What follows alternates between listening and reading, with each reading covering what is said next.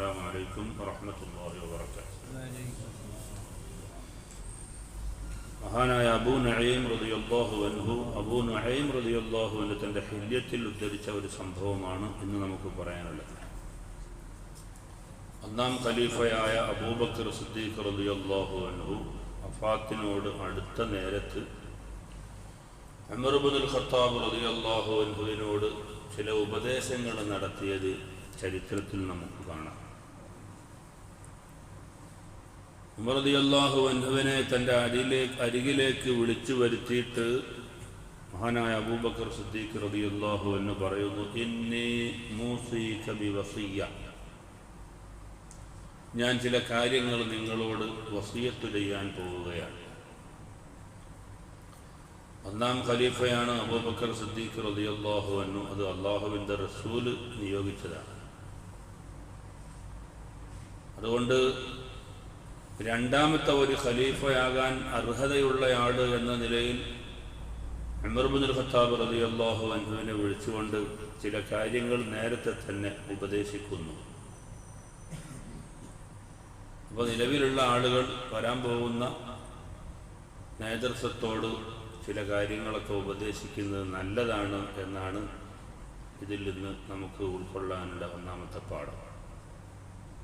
ഇന്ന ലില്ലാഹി ഹഖ്ഖൻ ഫിൽ ലൈലി ലാ യഖ്ബലുഹു ബിന്നഹാരി വഹഖ്ഖൻ ബിന്നഹാരി ലാ യഖ്ബലുഹു ബില്ലൈൽ. ഇന്ന ലില്ലാഹി ഹഖ്ഖൻ ഫിൽ ലൈലി, ഒരു അടിമക്ക് അല്ലാഹുവിനോട് ചില ബാധ്യതകളുണ്ട്, രാത്രിയിൽ നിർവഹിക്കേണ്ട ചില ബാധ്യതകൾ. ലാ യഖ്ബലുഹു ബിന്നഹാർ, ആ ബാധ്യത പകലിൽ ചെയ്താൽ അല്ലാഹു സ്വീകരിക്കുകയില്ല. അങ്ങനെ ചില ബാധ്യതകൾ രാത്രിയിൽ നിർവഹിക്കാനുണ്ട്. വഹഖ്ഖൻ ബിന്നഹാരി ലാ യഖ്ബലുഹു ബില്ലൈൽ, പകലിൽ ചില ദൗത്യങ്ങൾ ഒരു അടിമക്ക് നിർവഹിക്കാനുണ്ട്, അത് പകല് തന്നെ ചെയ്യണം. രാത്രി ചെയ്താൽ അത് അല്ലാഹു സ്വീകരിക്കുകയില്ല. നമ്മുടെ 5 വക്ത് നിസ്കാരം തന്നെ നമുക്കറിയാം, പകൽ നിസ്കരിക്കേണ്ട ളുഹർ പകലിൽ നിർവഹിക്കണം, പകലിൽ നിർവഹിക്കേണ്ട അസർ അത് പകലിൽ തന്നെ നിർവഹിക്കണം. അത് രാത്രിയിൽ നിർവഹിച്ചാൽ അതായി സ്വീകരിക്കപ്പെടുകയില്ലല്ലോ. അപ്പൊ രാത്രിയിലും പകലും സമയബന്ധിതമായി ചെയ്യേണ്ട കർമ്മങ്ങൾ അതാത് സമയത്ത് ചെയ്യണം, അപ്പോഴേ അതിന് മൂല്യമുള്ളൂ. അതാണ് ഒന്നാമത്തെ വസിയത്ത്. വഇന്നഹു ലൈസ ലിഅഹദിനാ നാഫിലത്തുൻ ഹത്താ യുഅദ്ദിയൽ ഫരീള, ഫർദ് നിർവഹിക്കുന്നത് വരെ സുന്നത്തിന് യാതൊരു മൂല്യവുമില്ല. ഇതാണ് രണ്ടാമത്തെ വസിയത്ത്. ഒരാൾ ളുഹർ നിസ്കരിച്ചില്ല, അതിൻ്റെ മുമ്പുള്ള സുന്നത്ത് നിർവഹിച്ചു, അതിന് ശേഷമുള്ള സുന്നത്ത് നിസ്കരിച്ചു, എന്താ കാര്യമുണ്ട്? അതുകൊണ്ടാണ് പറയുന്നത് ഫർളായ കാര്യം ചെയ്തിട്ടേ സുന്നത്തിന് വാല്യമുള്ളൂ. സ്വഹീഹായ ഹദീസിലുണ്ട്, ഒരാളുടെ ഫർള് നിസ്കാരത്തിൽ എന്തെങ്കിലും പോരായ്മകൾ വന്നാൽ അല്ലാഹു തആല ജിബ്രീലിനെ വിളിച്ചിട്ട് പറയുന്ന, അയാൾ ളുഹറിൻ്റെ മുമ്പും ശേഷമുള്ള സുന്നത്ത് നിസ്കരിച്ചണോ നോക്കിയാൽ അപ്പോൾ ജിബ്രീൽ പറയും, പടച്ചവനുണ്ട്, ളുഹറിന് മുമ്പും സുന്നത്തുണ്ട് ശേഷവും സുന്നത്തുണ്ട്. എന്നാൽ പിന്നെ ആ ളുഹറിന് വന്ന പോരായ്മ നമുക്ക് അതുകൊണ്ട് അങ്ങ് ജബ്ർ ചെയ്യാം, പരിഹരിക്കാം. അപ്പോൾ സുന്നത്തായ കാര്യങ്ങൾ ഫർളിൻ്റെ വീഴ്ചകളെ പരിഹരിക്കാൻ പര്യാപ്തമാണ്. പക്ഷെ അതിന് ഫർള് ചെയ്യണം. സക്കാത്ത് കൊടുക്കൂല, ആള് വലിയ മുതലാളി, പക്ഷെ കുറേ ധർമ്മം കൊടുക്കും. അവിടുത്തെ കാര്യം സ്വതക്ക കൊടുത്തിട്ട് കാര്യമില്ല, സക്കാത്ത് ആദ്യം കൊടുക്കണം. ഫർളായ നോമ്പ് നോൽക്കൂല, പക്ഷെ സുന്നത്ത് നോമ്പ് നോൽക്കും. അതുകൊണ്ട് എന്താ കാര്യം? അപ്പൊ ഫർള് എന്ന് പറയുന്ന ഒരു സുന്നത്തിലേക്ക് അപേക്ഷിച്ച് ഫർളിന്റെ കൂലി 70 ഇരട്ടിയാണ്. 70 ഇരട്ടി.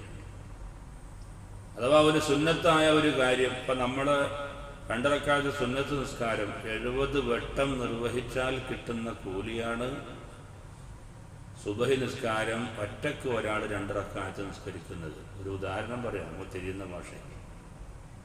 പിന്നെ അത് പള്ളിയിലാകുമ്പോൾ, അത് ജമാഅത്തിലാകുമ്പോൾ, അത് ജുമാഅത്ത് പള്ളിയിലാകുമ്പോൾ, അങ്ങനെ ആളുകൾ പിന്നെ വർദ്ധിക്കുമ്പോൾ, നല്ല കാരിയായ ഒരാളുടെ പിന്നിലാകുമ്പോൾ, ഏറ്റവും നല്ല പണ്ഡിതനായ ഒരാളുടെ പിന്നിലാകുമ്പോൾ തഖ്വയുള്ള ഒരു മനുഷ്യൻ്റെ പിന്നിലാവുമ്പോൾ അങ്ങനെയൊക്കെ പിന്നെയും പിന്നെയും പിന്നെയും അതിന് കൂലി ഇങ്ങനെ വർദ്ധിക്കുകയാണ്. അപ്പോൾ ഉമർ ഇബ്നുൽ ഖത്താബ് റളിയല്ലാഹു അൻഹുവിനോട് പറയുന്ന കാര്യം, ഫർളാണ് വളരെ വിലപ്പെട്ടത്, അത് കഴിഞ്ഞിട്ടേ സുന്നത്തുള്ളൂ. ഫർള് ചെയ്യാതെ സുന്നത്തുകൾക്ക് മൂല്യമില്ല. വളരെ വിലപ്പെട്ട ഉപദേശമാണ്. മൂന്നാമത്തെ കാര്യം, ഇന്നമാ സഖുലത് മവാസീനു മൻ സഖുലത് മവാസീനുഹു യൗമൽ ഖിയാമഹ ബിത്തിബാഇഹിം അൽ ഹഖ്ഖ ഫിദ്ദുനിയ വസഖുലഹു അലൈഹിം. ഖിയാമത്ത് നാളിൽ ചെല്ലുമ്പോൾ ആരുടെയൊക്കെ തുലാസ് നന്മയുടെ ഭാഗത്ത് തൂങ്ങിയിട്ടുണ്ടോ അതിൻ്റെ കാരണം ബിത്തിബാഇഹിം അൽ ഹഖ്ഖ ഫിദ്ദുനിയ, ദുന്യാവിൽ അവർ സത്യത്തെ പിന്തുണച്ചതിൻ്റെ പേരിൽ മാത്രമാണ്. നാളെ ആഖിറത്തിൽ ചെല്ലുമ്പോൾ ഹസനത്തുകളുടെ ഭാഗത്ത് ആരുടെയൊക്കെ തുലാസിന് ഭാരം കൂടി അതിൻ്റെ കാരണം ദുന്യാവിൽ അവർ സത്യത്തെ പിന്തുണച്ചു എന്നതുകൊണ്ട് മാത്രമാണ്. വലിയ ഉപദേശമാണ്, വളരെ വിലപ്പെട്ട ഉപദേശം. പിന്നെ പറയുന്നു വസഖുലഹു അലൈഹിം, പക്ഷേ അത് വലിയ ഭാരമാണ്. സാധാരണഗതിയിൽ സത്യത്തെ പിന്തുണക്കുക എന്നത് ആർക്കും ഭാരമാണ്, വലിയ പ്രയാസമാണ്.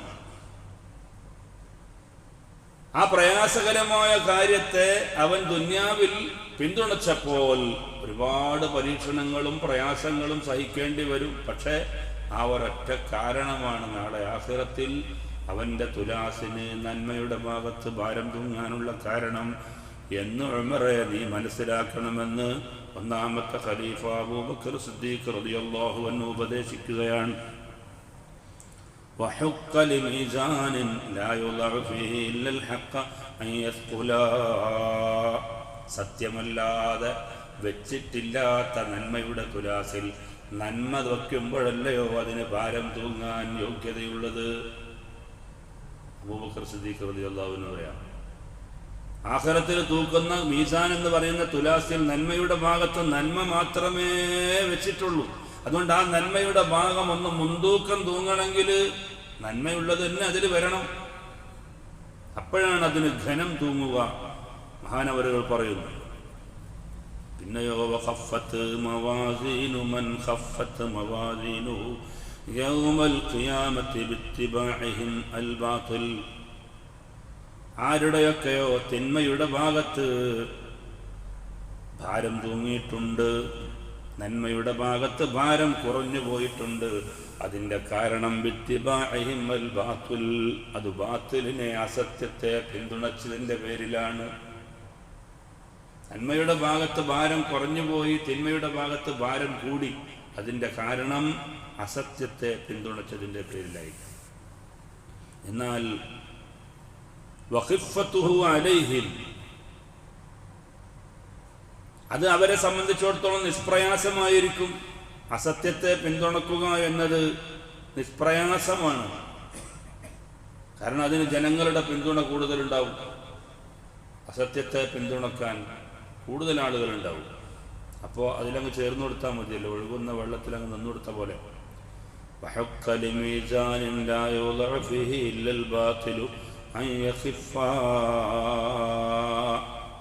തിന്മ മാത്രം വെക്കുന്ന തട്ടിൽ തിന്മ വയ്ക്കുമ്പോഴല്ലേ അതിന് ഭാരം തൂങ്ങുകയുള്ളൂ, അപ്പോഴാണ് നന്മയുടെ ഭാഗത്ത് ഭാരം കുറഞ്ഞു പോവുകയുള്ളൂ. നാലാമതായി പറയുന്നു, അലം തറ അന്നല്ലാഹ ദക്കറ അഹ്ലൽ ജന്ന ബിഅഹ്സനി അഅമാലിഹിം, അല്ലാഹു തആല ഖുർആനിൽ സ്വർഗക്കാരായ ആളുകൾ ചെയ്യുന്ന സുകൃതങ്ങളെ വിവരിച്ചു തരുന്നുണ്ട്. സ്വർഗത്തിൽ പ്രവേശിക്കുന്ന ആളുകളുടെ പ്രവർത്തനങ്ങൾ എന്തൊക്കെയാണെന്ന് അല്ലാഹു ഖുർആനിൽ വിവരിച്ചു തരുന്നുണ്ട്. ഹത്താ യഖൂല ഖായിലുൻ, ഈ വിവരണം കേൾക്കുമ്പോൾ ഏതൊരാളും ചോദിച്ചു പോകും, മൻ യബ്ലുഗു അമലഹു അമല ഹൗലാ, പടച്ചവനെ ഇങ്ങനെയൊക്കെ ആർക്കാണ് ചെയ്യാൻ പറ്റുക? സ്വർഗത്തിൽ പ്രവേശിക്കുന്ന ആളുകൾ, സ്വർഗക്കാരുടെ വിശേഷണങ്ങൾ അല്ലാഹു തആല ഖുർആനിൽ വിവരിച്ചത് കേൾക്കുമ്പോൾ ഏതൊരു മനുഷ്യനും ചോദിച്ചു പോകും, പടച്ചവനെ ഇങ്ങനെയൊക്കെ ആർക്ക് ചെയ്യാൻ പറ്റും എന്ന്. എന്നിട്ടും പിന്നെ സ്വർഗത്തിൽ കുറെ ആൾക്കാരെ കണ്ടില്ലേ? അതിന്റെ കാരണം എന്താ? വദാലിക അന്നല്ലാഹ തജാവസ അൻ അസ്വഇ അഅമാലിഹിം, ഫലം യുബ്ദിഹി ലഹും, അവർ ചെയ്ത തിന്മകളെ അല്ലാഹു തആല മറച്ചു വെക്കുകയും അവർക്ക് വിട്ടുവീഴ്ച നൽകുകയും ചെയ്തതിൻ്റെ കാരണം കൊണ്ടാണ് അല്ലാഹു തആല അവരെ ഈ സ്വർഗത്തിൽ പ്രവേശിപ്പിച്ചത്. അല്ലാഹു അത്രയും വലിയ ഗഫൂറും റഹീമുമാണ്. മഹാനായ അബൂബക്കർ സിദ്ദീഖ് റളിയല്ലാഹു അൻഹു ഉപദേശിക്കുന്നു, പിന്നെ പറയുന്നു, വദക്കറ അഹ്ലൻ നാരി ബിഅസ്വഇ അഅമാലിഹിം, നരകക്കാരായ ആളുകളുടെ പ്രവർത്തനങ്ങൾ എത്ര മോശമാണ്, എത്ര മോശം ചെയ്തതിൻ്റെ പേരിലാണ് അവർ നരകത്തിലെത്തിയത് എന്ന് അല്ലാഹു തആല വിവരിച്ചു തരുന്ന ആ വിവരണത്തിലൂടെ മനസ്സിലാക്കാൻ പറ്റും. എന്തുകൊണ്ടാണ് അവർ നരകത്തിലെത്തിയത്? ഹത്താ യഖൂല ഖായിലുൻ, നരകത്തിലെത്തിയ ആളുകൾക്കുള്ള വിശേഷണങ്ങൾ കേൾക്കുമ്പോൾ ഏതൊരാളും പറഞ്ഞു പോകും, അന ഖൈറുൻ അമലൻ മിൻ ഹൗലായി, പടച്ചോനെ ഇതൊന്നും ഞാൻ ചെയ്തിട്ടില്ല. ഈ നരകക്കാരായ ആളുകൾ നരകത്തിലെത്താനുള്ള കാരണം ഇതൊക്കെയാണ്, ഇതൊന്നും ഞാൻ ചെയ്തിട്ടില്ല എന്ന് പറഞ്ഞു പോകും. ഏതൊരു മനുഷ്യനും പറഞ്ഞു. അത്രയും അറുവശളായ പ്രവർത്തനങ്ങളാണ് നരകക്കാരുടെ പ്രവർത്തനങ്ങൾ. ഇതൊക്കെ ആരാണ് ചെയ്യുക? പിന്നെ എങ്ങനെ ഇവർ നരകത്തിലെത്തി? വദാലിക അന്നല്ലാഹ റദ്ദ അലൈഹിം അഹ്സന അഅമാലിഹിം, അവർ നല്ലതാണെന്ന് വിചാരിച്ച അവരുടെ പ്രവർത്തനങ്ങൾ അല്ലാഹു തആല തിരസ്കരിച്ചു. നരകക്കാരായ ആളുകൾ നരകത്തിലെത്തിയത് അവരുടെ പ്രവർത്തനങ്ങളൊന്നും അല്ലാഹു സ്വീകരിച്ചില്ല. അതിൻ്റെയൊക്കെ പിന്നിൽ വേറെ ലക്ഷ്യങ്ങളുണ്ടായിരുന്നു. ജനങ്ങളെ കാണിക്കാൻ വേണ്ടിയിട്ട് ചെയ്യുന്ന പ്രവർത്തനങ്ങൾ. നബി സല്ലല്ലാഹു അലൈഹി വസല്ലം തങ്ങൾ ഒരിക്കലും പറഞ്ഞില്ല, ഞാൻ നിങ്ങളിൽ ഏറ്റവും പേടിക്കുന്നത് ചെറിയ ശിർക്കാണ്, ഷിർക്കുൻ അസ്ഗർ, ചെറിയ ശിർക്ക്. സഹാബത്ത് ചോദിച്ചു, എന്താണ് ചെറിയ ശിർക്ക്? അപ്പോൾ പറഞ്ഞു, അദ്ദിയാ, ലോകമാന്യം. നമ്മൾ ചെയ്യുന്ന ഇബാദത്തിന്റെ പിന്നിൽ എന്തെങ്കിലും ഒരു ഭൗതികമായ ഒരു നേട്ടം ഉണ്ടായാൽ, അള്ളാഹുവിന്റെ പൊരുത്തം അല്ലാത്ത ഭൗതികമായ ഒരു നേട്ടം ഉണ്ടായാൽ, അള്ളാഹു നാളെ ആഖിറത്തിൽ ഹസനാത്തുകൾക്ക് പ്രതിഫലം കൊടുക്കപ്പെടുമ്പോൾ അവനെ വിളിച്ചിട്ട് പറയും, നീ ആർക്ക് വേണ്ടിയാണ് ഇബാദത്ത് ചെയ്തിരുന്നത്? അവൻ്റെ അടുത്ത് ചെല്ല്, എന്നിട്ട് അതിൻ്റെ കൂലി വാങ്ങിച്ചു വന്നത്.